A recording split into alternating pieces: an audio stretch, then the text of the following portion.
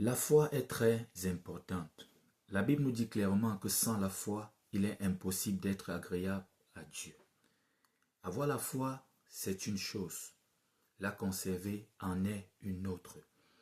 Certaines choses peuvent s'installer dans le but de détruire tout doucement ta foi sans que tu ne t'en rendes compte. Voici pour toi aujourd'hui 15 ennemis de ta foi.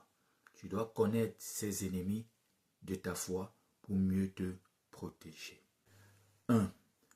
Le premier ennemi de ta foi, c'est toi-même, c'est ta chair. Ta chair ne se soumet pas. Elle ne peut même pas le faire. Elle ne se soumet pas à la volonté de Dieu. Donc il faut dominer ta chair. Parce que si tu ne domines pas ta chair, elle va affaiblir ta foi. Lisons ensemble une portion des Écritures. Romains, chapitre 8, verset 7.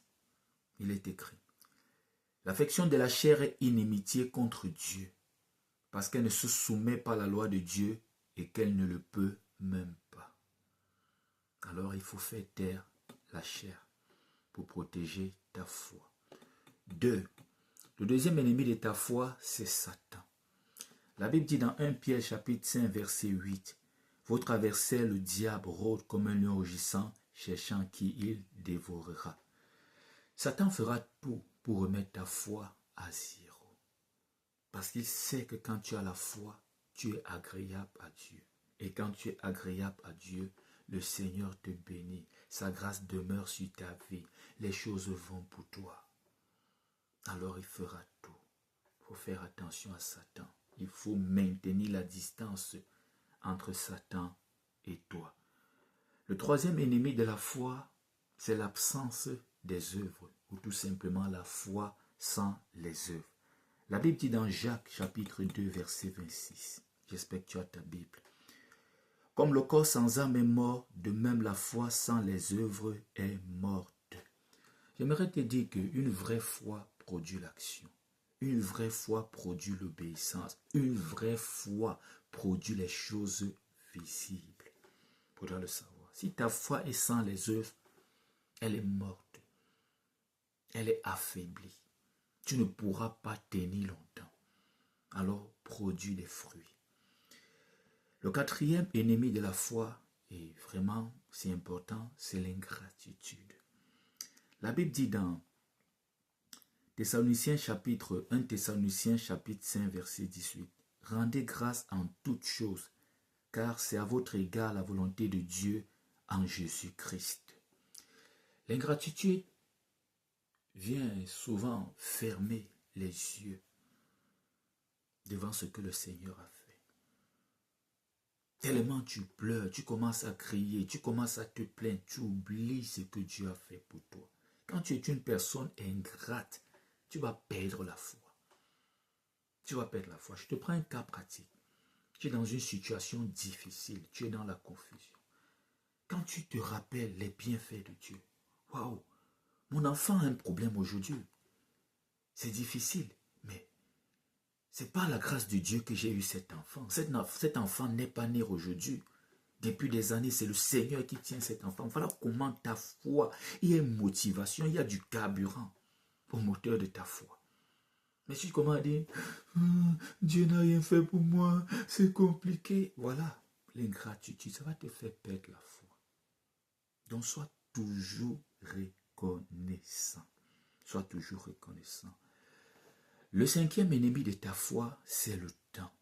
C'est le temps. La Bible dit dans Matthieu chapitre 24, verset 13, et j'ai préparé tous ces versets pour toi: mais celui qui persévérera jusqu'à la fin sera sauvé. C'est facile de bien commencer. Plusieurs commencent avec le feu. Mais tenir ce feu, maintenir ce feu, c'est le gros défi. Donc le temps est un ennemi de ta foi. Donc prends conscience de cela. Persévère, persévère, persévère. N'abandonne pas. Quand tu vas abandonner, dis-toi, depuis 3 ans, j'ai la foi. Je vais abandonner maintenant. Donc j'ai fait tout ce parcours pour rien. Tu te maintiens. Tu te maintiens. Donc, le plus important n'est pas d'avoir la foi aujourd'hui, mais il faudra qu'au retour de Jésus-Christ, que la foi soit toujours en toi. Ou tout simplement quand tu partiras, que cette foi soit toujours présente. Donc, fais attention au temps. Le sixième ennemi de ta foi, c'est les épreuves. C'est les épreuves. J'ai préparé un passage biblique pour toi. Jacques chapitre 1, verset 2. Mes frères, regardez comme un sujet de joie complète les diverses épreuves auxquelles vous pouvez être exposés. J'aimerais te dire que les épreuves peuvent fortement secouer ta foi. Les épreuves. Et tu sais de quoi je parle. Donc, tiens bon. Je vais tout simplement te dire, tiens bon. Tiens bon. Tiens bon. 7. L'isolement. L'isolement. J'ai encore pour toi un passage biblique. Hébreux chapitre 10, verset 25. N'abandonnons pas notre assemblée comme c'est la coutume de quelques-uns. Et ici, il faut faire attention. Certains pasteurs prennent ce verset biblique, ils isolent ça, ils enlèvent du contexte pour te maintenir dans leur captivité. C'est une assemblée toxique, véritablement toxique, avec preuve à l'appui. Quitte de là pour aller dans une autre assemblée. Donc ce que j'aimerais te dire dans le contexte d'aujourd'hui, n'abandonne pas l'assemblée. Tu peux abandonner une assemblée, mais n'abandonne pas l'assemblée. Ne dis pas comme ce pasteur m'a déçu, je n'ai pas pu à l'église. Non, non, non, non. Abandonne son assemblée, mais n'abandonne pas l'assemblée. Trouve-toi une autre assemblée. Demande au Seigneur, prie. Et on ne quitte pas les assemblées pour des petites choses. Partout il y a un homme, il y a des hommes. Il y aura toujours des choses qui ne vont pas te plaire. Et comme toi-même tu es présent, il y a des choses qui ne plaisent pas aux gens. Donc, n'abandonne pas l'assemblée pour de petites choses, vraiment. C'est une assemblée véritablement toxique. Il faut trouver une autre. Parce que, pourquoi l'isolement est un ennemi de la foi? Parce qu'une brebis isolée est une proie facile. N'avance pas seul dans cette marche chrétienne. Tu ne peux pas tout seul. Le soutien des autres, c'est important. La chaleur des autres, c'est réconfortant. Donc, n'abandonne pas, ne t'isole pas. 8. L'impatience. J'ai pour toi un verset biblique. Hébreux chapitre 10, verset 36. Car vous avez besoin de persévérance, afin qu'après avoir accompli la volonté de Dieu, vous obteniez ce qui vous est promis. Hébreux chapitre 10, verset 36. La foi, ce n'est pas seulement croire, c'est aussi persévérer. C'est aussi persévérer, c'est aussi attendre. Certains pensent que la foi, c'est seulement prier là, on va obtenir là. Attendre, être patient, attendre le temps de Dieu. C'est ça la foi. L'impatience a brisé la foi de plusieurs. Ils ne veulent pas attendre. Mais vous citez des grands hommes de la Bible. Abraham a attendu. Joseph a attendu. Ils ont tous attendu. David a attendu. David avait déjà reçu de l'huile, l'onction, la puissance, le mandat, mais il n'était pas encore roi. Et qu'il n'était même pas encore roi, c'est pas qu'il était assis en sécurité en attendant. Il a failli perdre sa vie avant de toucher au trône. Il a été poursuivi. Il a vécu comme ça là, tu vois un peu, en cachette, je peux dire. Mais quand le moment est arrivé, David était là assis sur le trône en Israël. Il faut être patient. Il faut être patient. Prie, tu patientes. Parce que si tu n'es pas patiente, tu es pressé. Certains étaient tellement pressés, ils sont partis chercher les faux prophètes. Cette génération de micro-ondes. Tam, dès qu'on a appuyé quelques secondes après, le repas est déjà chaud, le plat est déjà prêt à manger. Et voilà aujourd'hui, ils sont ruinés. Certains se sont retrouvés dans des sectes, alors qu'ils avaient bien commencé. Donc, tout ça c'est pour que tu grandisses. Parce que nous sommes sur un champ de bataille et ça tire à balles réelles, j'aimerais vous dire. C'est un combat spirituel, la terre même, c'est un champ de bataille. Les épreuves sont là, les ennemis sont là, c'est une réalité. Le diable est là, c'est une réalité. Les anges de Dieu sont là, c'est une réalité. Le Seigneur Jésus est là, c'est une réalité. Alors tu as choisi le côté de la vérité. Sois patient, Dieu t'aime et il va agir. Tu comprends? Le 9e ennemi, c'est l'entourage. 1 Corinthiens chapitre 15 verset 33 dit « Les mauvaises compagnies corrompent les bonnes mœurs. Les personnes que tu fréquentes influencent ta foi, j'aimerais te le dire. Faire attention à tes fréquentations. Faire attention. Toi qui es célibataire, il faut beaucoup prier, avoir beaucoup de discernement avant de te mettre avec une personne pour la vie. Parce que là, si c'est la mauvaise personne, ça va brutaliser ta foi. Tu vois, si tu es avec des mauvaises personnes, des mauvaises amitiés, je ne sais pas, ça va brutaliser ta foi. Fais attention à l'entourage. Fais attention. Si tu marches tous les jours avec des païens, il serait difficile de garder la foi. Il serait très difficile de garder la foi. Si tu es avec des personnes qui ne t'encouragent pas, il serait très difficile de garder la foi. Tu vois, fais attention, même à ta famille. Fais attention. Il faut mettre des limites. Il faut mettre des limites. Parce que certains sont encore contrôlés par leur famille. On ne dit pas de se déconnecter de la famille, de partir d'une façon physique, et même s'il faut aussi, Dieu le demande. Mais il ne faut plus vivre sous leur contrôle. Crée-toi un environnement qui est là pour te faire grandir dans la foi. Voilà pourquoi tout à l'heure j'ai dit l'isolement est un ennemi de la foi. 10. Le manque de sagesse. Jacques nous dit dans le livre qui porte son nom, au chapitre 1, verset 5, si quelqu'un d'entre vous manque de sagesse, qu'il la demande à Dieu. Si quelqu'un d'entre vous manque de sagesse, il la demande à Dieu. Le manque de sagesse est un ennemi de la foi. Tu vois, parce que dans la vie, la sagesse a véritablement sa place. La sagesse de Dieu. Parce qu'on dit, mon peuple périt faute de connaissance.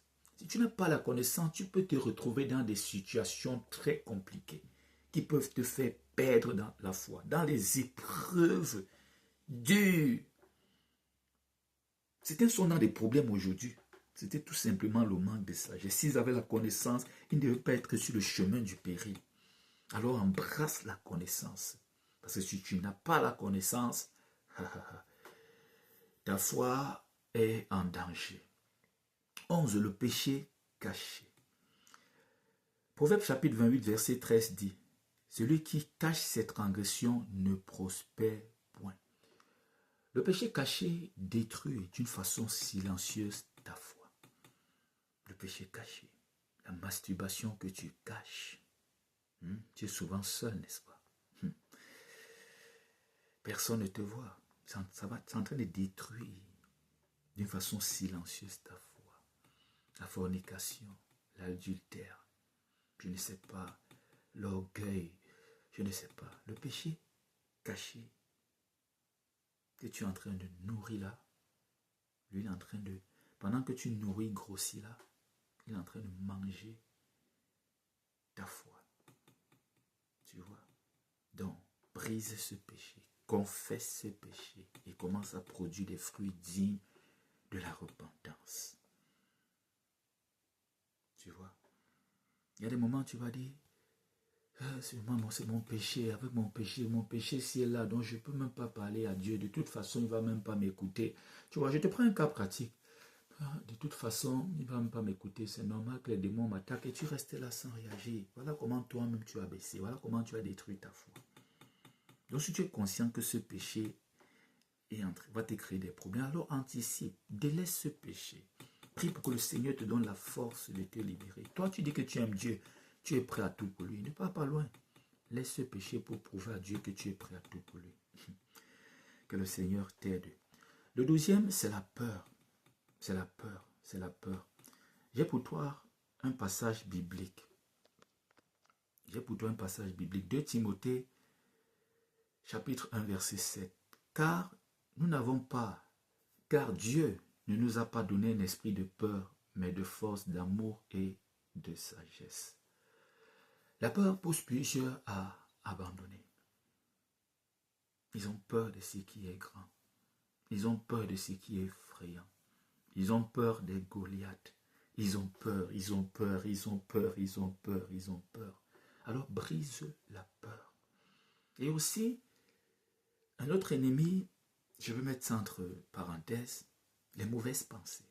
Les mauvaises pensées. Les mauvaises pensées créent la peur. Tu ne t'en sortiras pas. Tu vas mourir tôt. Tu n'es pas fort. Tu n'es pas forte. Tu as échoué hier. Avant-hier, tu as échoué. Donc aujourd'hui, tu vas échouer, c'est sûr. Et voilà, même l'échec est en train de se programmer. Voilà comment tu absorbes ces mauvaises pensées. Et voilà, la peur s'installe. Et la peur, c'est le contraire de la foi. Ces mauvaises pensées installent le doute. Le doute, c'est le contraire de la foi. Alors, aie des pensées de foi, des pensées positives. Et maintiens ces pensées. Ce n'est pas pour te dire ici qu'il ne faut pas accepter souvent certaines réalités. Il y a des situations véritablement que là, c'est dur. C'est pas pourquoi j'ai parlé de la sagesse. C'est pas parce qu'on a la foi qu'on peut entrer dans la gueule du loup, non. C'est pas parce qu'on a la foi qu'on va dans le camp de l'ennemi, qui personne ne t'a rien fait, tu débarques là, non, non, non, non, non, non. Il faut vivre avec sagesse. Il faut vivre avec sagesse. Ne va pas chez quelqu'un créer le désordre. Tu vois un peu, quand la personne ne t'a rien fait, même s'il porte tel ou tel mandat ou tel titre.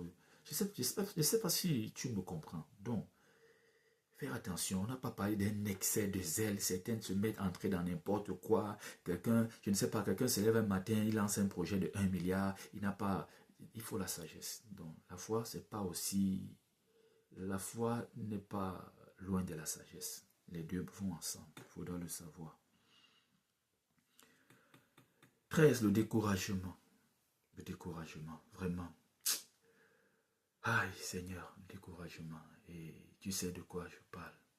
Et sûrement, en ce moment même, tu es découragé. Quand le combat devient long, quand l'attente devient longue, plusieurs se découragent. Et tout à l'heure, j'ai parlé du temps. Tu vois que tout ça, je prends, le Saint-Esprit me donne véritablement de te parler. Le découragement, ne te décourage pas. Relève-toi champion, relève-toi championne. Cette situation, ce n'est pas pour ta mort. J'aimerais te dire que le plan A de l'ennemi a échoué. Le plan A, c'était de t'enterrer. Il n'a pas pu. Donc, ce qu'il fait là, c'est le plan B, c'est tout ce qui reste. Donc, tu es déjà, le fait que tu es en vie, c'est déjà une victoire. Alors, relève-toi dans la prière, relève-toi. Il a fait pour David, il a fait pour Abraham, pour Joseph, pour Sarah, pour Esther, pour le peuple d'Israël. Il le fera pour toi. Oh, ne te décourage pas, relève-toi. Relève-toi. Quand tu es triste là, ça m'attriste, ça me fait de la peine. Alors que ma joie te contamine, que la joie du Saint-Esprit te contamine, tout ira bien. Le 14, et vraiment ne prends pas le 14 à la légère. Ne prends pas le 14, parce que plusieurs prient. Ils écoutent les hommes de Dieu, mais eux-mêmes n'ont pas une intimité. Ils ne prennent pas du temps. On dit, donne-nous aujourd'hui notre pain quotidien. Il faut savoir que le corps du Seigneur, c'est une nourriture. La parole de Jésus, c'est Jésus lui-même. La parole s'est faite chair. Et puis, on se rend compte qu'elle a habité parmi nous. Donc, il faut qu'on dise, donne-nous notre pain quotidien. C'est la parole du jour. C'est d'abord ça. Laisse d'abord la nourriture physique. C'est la nourriture spirituelle. La parole du jour. Donc, le manque de prière et de parole. Il faut nourrir ta foi. Une foi qui ne mange pas, un esprit qui ne mange pas, sera affaibli et finira même par s'éteindre. Ne fais pas jeûner ton esprit. Fais jeûner ta chair, mais pas ton esprit. Ton esprit a besoin de la parole de Dieu tous les jours, à chaque moment, à chaque seconde. Ton esprit, sa nourriture, c'est la parole de Dieu. Alors, il faut nourrir ta foi. J'ai un verset biblique pour toi. Romains chapitre 10, verset 17. Ainsi, la foi vient de ce qu'on entend, et ce qu'on entend vient de la parole de Christ. Étudie les Saintes Écritures, médite jour et nuit, écoute les prédications, connecte-toi aux choses spirituelles. Ça va faire grandir, ça va nourrir et faire grandir ta foi. Le 15 est véritablement dans ce nouveau monde, c'est-à-dire ce monde que on nous présente, que nous sommes en train de voir, en nous posant beaucoup de questions. Vraiment, il y a un problème. Le 15, les distractions du monde. Oh, les plaisirs, les réseaux sociaux, les appels WhatsApp, et même certains groupes WhatsApp. Tout ça pour te distrait. Les mauvaises informations. Bientôt, c'est la 3e guerre mondiale. On alimente la peur. Et la peur vient briser la foi. Tu vois comment? Je suis poussé par le Saint-Esprit. Tous ces points sont importants. Il faut méditer, réfléchir, travailler sur chaque point que j'ai donné. Il y a plusieurs autres ennemis, mais le Saint-Esprit m'a donné ces 15 points pour toi. Donc, les réseaux sociaux et tout ça, ça prend véritablement du temps. Certains prennent toute la journée sur TikTok, Facebook, mais pas 15 minutes. 15 minutes seulement, 5 minutes pour le Seigneur. Les réseaux sociaux distraient même. Ça peut même te faire croire que c'est positif. Or, ce n'est pas positif. Comment est-ce que tu peux te connecter au live tous les jours des pasteurs? Tu fais 3 heures en live, mais pour moi-même, tu n'arrives pas à avoir 5 minutes seul avec le Seigneur. Là aussi, ce n'est pas bon. Et tu te connectes même à quoi? Tu vas recevoir, tu vas recevoir, tu vas recevoir. Au nom de Jésus, tu reçois seulement. Même là où tu es coupable, tu reçois. La grâce te couvre. On ne t'apprend jamais à tirer des leçons de tes erreurs, à obéir au Seigneur. Tu vas seulement recevoir. Et voilà, tu ne reçois rien. C'est plutôt eux qui reçoivent ton salaire. Tu vois, c'est pour te distraire. C'est bon, il y a aussi beaucoup de bonnes choses. Par exemple, tu as découvert ma page, c'est une bonne chose. Mais il faut véritablement ne pas te laisser distraire. Il faut trier toutes choses. Tu vois, il faut trier ce que tu écoutes et tout. Il faut prioriser les choses. Tu vois, même ces plateformes nous avertissent. TikTok dit souvent, apôtre, tu as passé trop de temps sur TikTok. Il faut faire une pause. YouTube me dit souvent, il faut faire une pause. Donc, véritablement, faisons des pauses et trions ce que nous écoutons, ce que nous entendons. Tu vois, ne te laisse pas distraire. Parce que si tu es distrait, saturé par ces choses-là, tu n'auras pas le temps pour maintenir ta foi. Et quand l'épreuve va arriver soudainement, tu vas voir que tu n'as pas les bases. Alors, reste concentré, protège ta foi. Une foi qui est détruite, en réalité, c'est une destinée détruite. Si le diable veut briser ta foi, c'est parce qu'il sait que sans la foi, il est impossible d'être agréable à Dieu. Quand la relation entre Dieu et toi déjà a un problème, ça avantage le diable. Tu vois. Et la foi, le manque de foi ne te fera pas toucher aux grandes choses, ne te fera pas arriver au bout et marcher sur le chemin de ta destinée. Et voilà, le diable atteint ses objectifs. Donc, il faut savoir qu'il y a des ennemis de ta foi. Alors, travaille là-dessus. Que le Seigneur te bénisse. Je suis l'apôtre Hervé Mokem, le motivateur chrétien.